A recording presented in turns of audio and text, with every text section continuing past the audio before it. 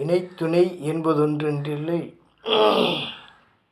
விருந்தின் துணை துணை வேள்விப் பயன். இது இன்றைக்கான திருக்குறள். இதனுடைய பொருள், ஒருவன் விருந்தினரை வரவேற்று உபசரிப்பது என்பது ஒரு வேள்வி நடத்துவது போன்றதாகும். ஏனெனில் வந்திருக்கின்ற அந்த விருந்தினர் எவ்வளவு சிறப்பு வாய்ந்தவரோ அவ்வளவு சிறப்பாக அது அமையும். எனவே அதுவும் ஒரு யாகம் போலத்தான். இதனைத்தான் வள்ளுவர் கூற வருகிறார். எனவேதான் அதனை